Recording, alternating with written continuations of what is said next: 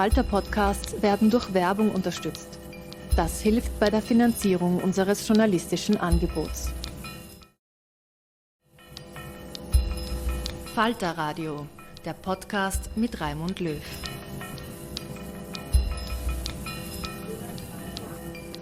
Sehr herzlich willkommen, meine Damen und Herren, im Falter Radio. Orbán, Putin und Trump, das ist der Titel dieser Sendung, in der der amerikanische Politikwissenschaftler John Shattuck über die Demokratie und ihre Feinde spricht. In den letzten Monaten haben sich in den USA die Rechten in der republikanischen Partei einen neuen Helden gegeben. Es ist Ungarns Viktor Orbán, der als Vorbild für eine erfolgreiche nationalistische Rechte präsentiert wird. Der Regierungschef des kleinen Staates in Europa ist seit seinem Wahlsieg im Frühjahr ganz groß in den rechten Medien Amerikas. Der amerikanische Politikwissenschaftler John Shattuck nimmt das Phänomen bei einer Vorlesung in der Central European University in Wien unter die Lupe. Die zentrale europäische Universität ist von Orbáns Regierung aus Budapest nach Wien vertrieben worden. John Shattuck war dort bis 2016 Präsident. Er unterrichtet heute an der Universität Harvard. Noch früher war der Menschenrechtsexperte Staatssekretär im Kabinett Bill Clintons in Washington, D.C. Shattuck hat ein neues Buch geschrieben. Es trägt den Titel Hijacking of Rights in America and How to Reclaim Them for Everyone. In seinem Vortrag an der Central European University spart Shattuck nicht mit Kritik an den Widersprüchen der amerikanischen Demokratie. Trotzdem setzt er unverdrossen auf eine parteiübergreifende, schweigende Mehrheit von Demokraten und Republikanern gegen die autoritären Gefahren. Doch hören Sie selbst. I want to talk a little bit about a topic that all of us think about frequently, and certainly here at CEU, probably more than even most people, which is all the attacks on democracy and human rights that are taking place in the world today. I won't talk about all of them, don't worry. But I want to talk about three of them to start, because they represent, in a sense, the three models of attack that we see today in Europe and in the United States. The first model, of course, is authoritarian violence that Vladimir Putin unleashed 3 months ago against the people of Ukraine. Violent aggression, as we know, is the ultimate instrument of coercion, and waging a war of aggression is the most extreme form of criminal conduct in the world, equal to crimes against humanity and genocide, which are also being committed in Ukraine. Putin's war was certainly a wake-up call for Europeans and Americans who have too long taken for granted, I think, our security and democracy. And the stakes are enormous. I think of what I first learned, a great phrase from Thucydides: the strong do what they can, and the weak suffer what they must. If this war is to succeed, if Putin succeeds, the rule of force would overwhelm the rule of law. We know that. International relations could be permanently militarized in many different areas, not just the military one that we're thinking of, maybe other aspects of human relations like trade or culture or religion. So crimes of aggression, crimes against humanity, and genocide could become a new norm in world affairs. So Putin, I think, has made very clear that that's his goal, in the sense that that's the kind of impact that he hopes to have, in particularly on the people of Ukraine, and Ukraine whose national and cultural identity he wants to wipe out. So that's the easy one, in the sense that it's so clearly recognizable. But let's take a harder one that's closer at hand, and we know well too. CEU probably knows better than most. The second model of attack is what I call Viktor Orbán's non-violent hijacking, less visible, more insidious than Putin's violent authoritarianism, and now a symbol of how easily democracy can be overwhelmed from within. So Orbán has really built his model by being the first modern European leader to polarize a society by refusing to negotiate with political opponents, intentionally destroying a democratic culture that Hungary was just beginning to take hold in Hungary.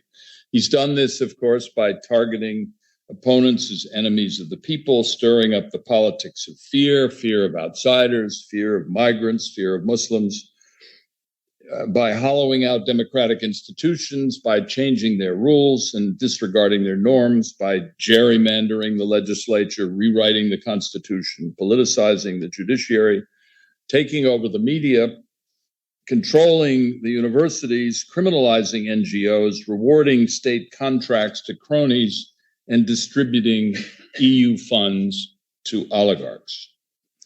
So while Putin's attack on Ukraine briefly weakened Orbán's appeal across Europe, his remarkable, and I have to pay tribute to his remarkable capacities as a politician, his political jujitsu at home, in which he criticized the Ukrainian invasion very effectively, while guaranteeing Hungary's continued access to Russian energy, allowed him to coast to re-election, as we know, and made him an even more attractive model for the transatlantic far right. But I think that Orbán's position on Ukraine will haunt him. It will haunt him, as Ukrainian Prime Minister Volodymyr Zelensky pointedly called out in saying that Orbán was effectively facilitating Putin's aggression by refusing to assist Ukraine. And I'll paraphrase what Zelensky said. Zelensky told Orbán to look to the sculptures of shoes that you can see from the Hungarian parliament on the banks of the Danube that remind you genocide was committed in Hungary and is now being committed in Ukraine. Now, a third model, closer to home, and this gets to the topic of my book, is Donald Trump's insurrection model, which really draws from the Putin and Orbán models. And here's how the Trump model works. Use the electoral process to take control, but only if you win. If you lose, refuse to accept defeat, deny the peaceful transition of power, promote lies and disinformation about election fraud, and stimulate political violence. That's the book. Like the Orbán model, the insurrection model involves building an extremist political base by stirring up popular fears, promoting false narratives about racial threats, and polarizing the electorate by targeting opponents in the media as enemies of the people.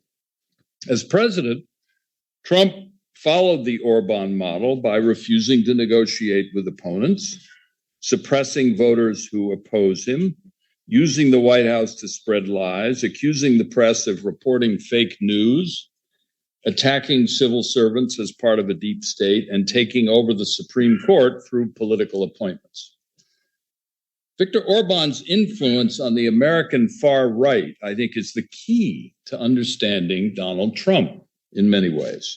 Last weekend, many of you read, Orbán urged the Trump-dominated U.S. National Conservative Political Action Committee at its convention in Budapest to, and I quote, follow your own rules, not the rules of others, when you're trying to take power.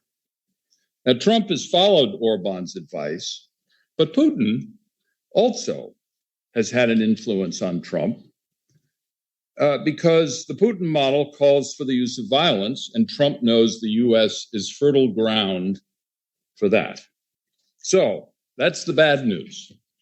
Now, where's the good news? There is some good news in my book, and I'll get to it. How susceptible are Americans to and I'm only here talking about Americans, to the Putin and Orbán and Trump models of attacks on democracy? The answer, of course, depends on how committed Americans are to democratic values. And that's the focus of our book. And here's how I approach that question. Unlike nations in Europe, which are built on common ancestry often, the U.S. has been built differently. It's been built on immigration. It's been built on the legacy of slavery, and it's been built on the subjugation of its indigenous people. That's its history. We know that. Americans have been thrown together over the centuries by chance and by exploitation. But here's the rub.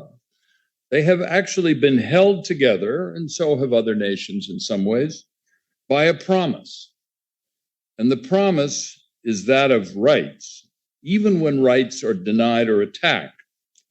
And it was first expressed in the famous 18th century declaration that, and I quote, all people are created equal and have rights to life, liberty, and the pursuit of happiness. Now, we know that the men who wrote that sentence had a narrow view of rights, rights only for white men with property, like themselves. So there's been a long struggle since those early days of the American Republic to deal with this historic exclusion, a struggle that's been punctuated by racism, by bloodshed, by civil war, of course, by segregation, and through it all, by movements of the people. Ultimately, in many cases, a majority of the people, to win the right to vote, to equal protection and equal opportunity, freedom of speech and religion, individual dignity and autonomy, due process of law, and a democratic form of government. That is what the struggle has been all about. And this struggle, with its constant advances and setbacks, defines what it is to be an American, I believe. So the central question of the book is, what do Americans today believe about their rights? And to find out, we conducted a series of town hall meetings around the country, in different parts of the country, Atlanta, Phoenix, Detroit in particular, and then 2 major national polls of a diverse sample of 2,000 Americans by the National Opinion Research Center at the University of Chicago, probably one of the most respected nonpartisan polling institutions in the US. What we found out was quite remarkable. I'm going to give you some of the results. The majority of Americans have a complex view of their rights in a democracy and believe that rights actually include responsibilities to others and to the public. 75% agree, for example, that personal freedom should be balanced against a responsibility to keep people safe in a pandemic, even though an aggressive 25% on the right, largely, rejects mask wearing and COVID restrictions. On the other side, on the left, a similar majority of Americans agree that the police should be held accountable when they violate civil rights, and that a well-trained police are essential for protecting public security, even though a minority on the left say they want to defund or significantly reduce the capacity of the police to do some of its work because of the violations that have been taking place. 7 out of 10 agree that the US should automatically register all citizens to vote, like almost all other countries in the world do, rather than simply requiring them to go and get a registration. And that, voting is both a right and a responsibility of citizenship, even though a minority, about 30%, on the right, want to restrict voting. So we see the majority poking its head out and trying to make it clear that it doesn't see things the way things are going on the far left or the far right. Most Americans reject the culture wars that are being fought at the political extremes because they don't live at the extremes. Most people don't live at the extremes. They live across the broad political center. And this is not only true in the US, but other countries as well. 72% of Americans say they're fed up with polarization, that politicians are intentionally dividing our country. And one of the most important findings is the majority of Americans would like to move beyond polarizing politicians like Orbán and Trump and are looking for ways to balance competing interests. 3 quick examples. They want to balance gun rights against public safety. And they're desperate to get action in the US Congress on this, which is completely tied up by polarization. They want to regulate guns while protecting the right to own guns. They recognize the Second Amendment to the U.S. Constitution provides that, and this is about 70%. They want to balance religious freedom against non-discrimination by protecting women and minorities from discrimination while respecting religious beliefs, and that's about 70%. They want to balance freedom of expression and disinformation, this great problem that we have in the world of all of the false information that's being promoted through social media, et cetera. But they want to do this while protecting freedom of speech. This is probably the hardest thing to do, but it can be done. There are ways to do it. And in fact, in some ways, the European Union has led the way through the development of something called the Digital Services Act, that many of you know about, just passed about 2 weeks ago, that requires algorithmic transparency of social media companies to figure out how it is that they're purveying so much disinformation. So what we found that the pandemic over the last 2 years, the COVID crisis, has stimulated public support for economic rights in the United States, a surprising development. The U.S. is usually far lagged behind, certainly behind Europe and many other countries, in recognizing the importance of a right to health care, something that Senator Kennedy, throughout his life, championed. The right to housing, the right to education, all now favored by about 75% of the American population. And I think this should open the way for a political coalition to implement these economic rights by enacting policies to reduce wealth inequality. But there's a long way between having the public support that and actually getting it implemented. The bottom line of our polling, remarkable, I believe, is that a large majority of Americans support the civil rights advances that have been won, particularly over the last 50 years, many of them through lots of struggle of various groups, certainly struggle by people of color, Americans of various minorities, struggle by women, struggle by LGBTQ people, and just generally the pressure for more rights. 70% support these rights that have been gained. And we call this the silent majority in our book, to steal a phrase that any Americans here would recognize coming from the Richard Nixon era, but we call it our silent majority. Our silent majority is demographically and politically very diverse. There are indeed Republicans as well as Democrats and independents in this. People who disagree on politics but say they have a common commitment to democratic values, and that commitment comes through in our polling. I think this silent majority has the potential to hold American democracy together, but its diversity keeps it from being politically cohesive, and it's often overshadowed by a much more homogeneous and extremist minority that's undermining democracy. And this extremist minority is about 30%, made up of a mostly white constituency motivated by fear and grievance to destroy the equal rights of others they see as threats to their own racial, cultural, or political dominance. In some cases, these fears are real, but more often than not, they are stimulated by the kinds of political maneuvering that I described earlier from an Orbán or from a Trump. Their major objective has been overturning the results of the 2020 presidential election. That through political lies and disinformation that led to the January 6th violent insurrection at the Capitol, and having failed to do that, they're now trying to rule the U.S. or have a big impact on the U.S. as a political minority.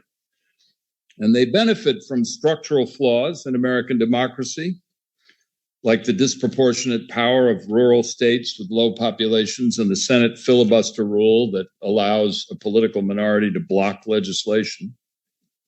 They're trying to impose minority rule by manipulating institutions that were designed to check, not promote destructive power. They're made up of four groups: political entrepreneurs, like Trump and many, many others, Trump is only the tip of the iceberg in this respect, who promote lies and fears to attack enemies and keep their followers in line, supporters who oppose equal rights as a threat to their dominance.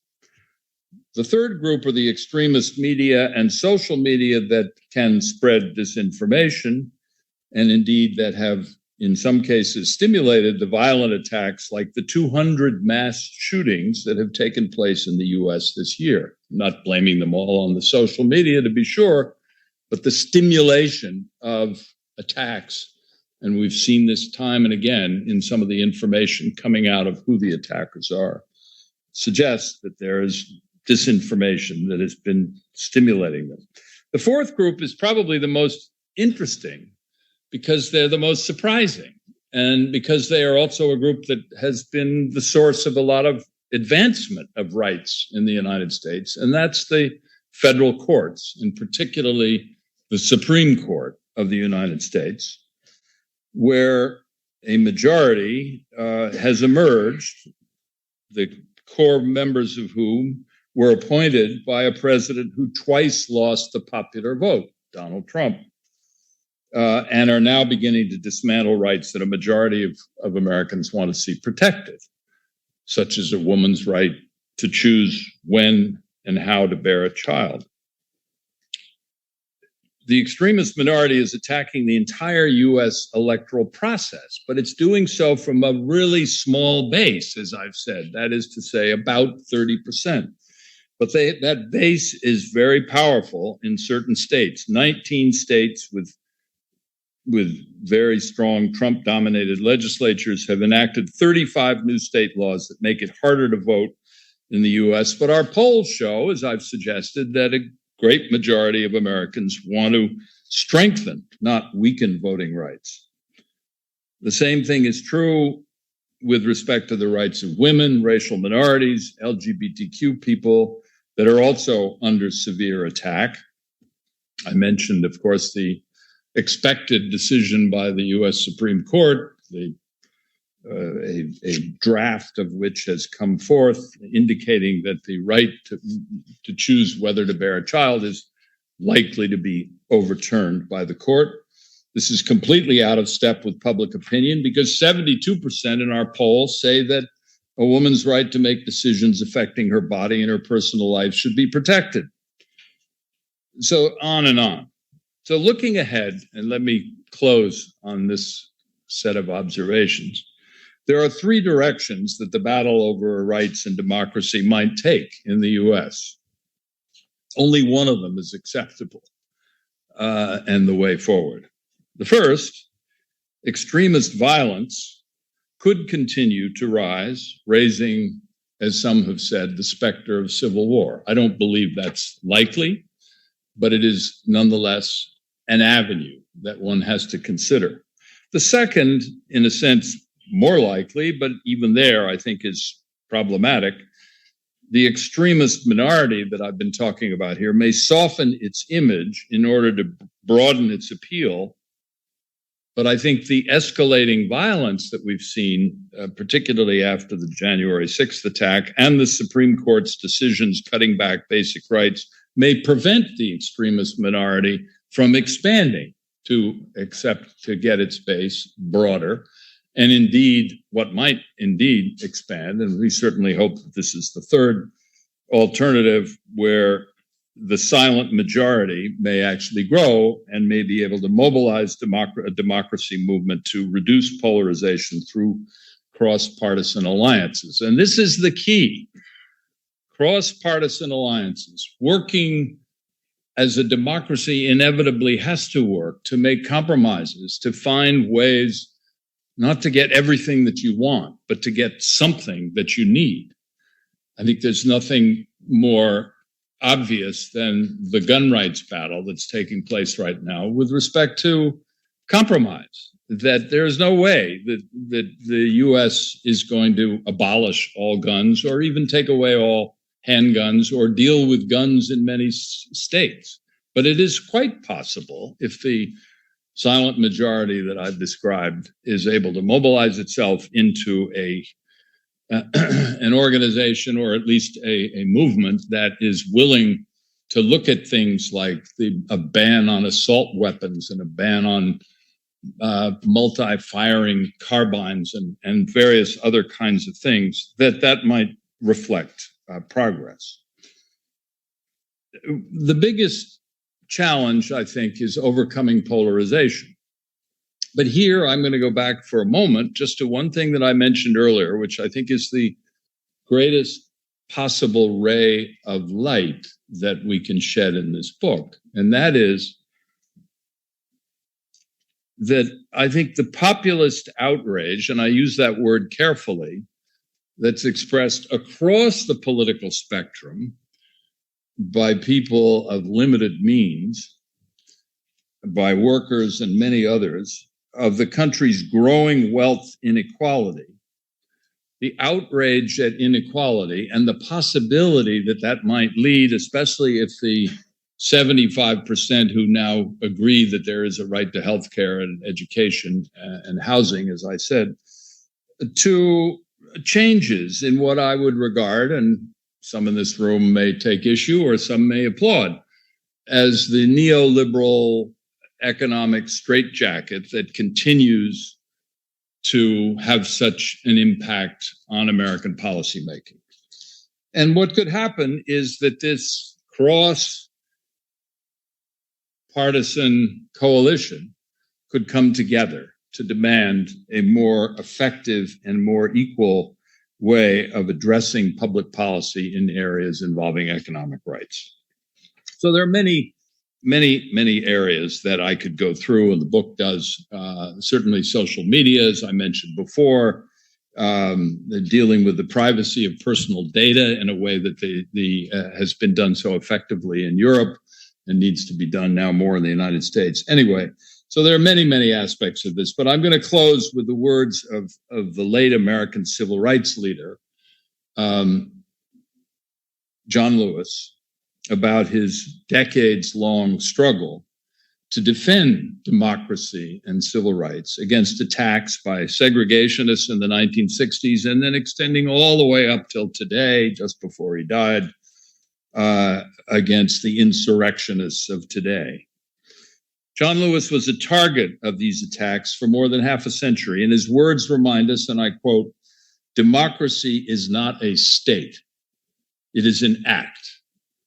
It is not some enchanted garden perched high on a distant plateau where we can finally sit down and rest. Democracy is the continuous action we all must take, and every generation must do its part."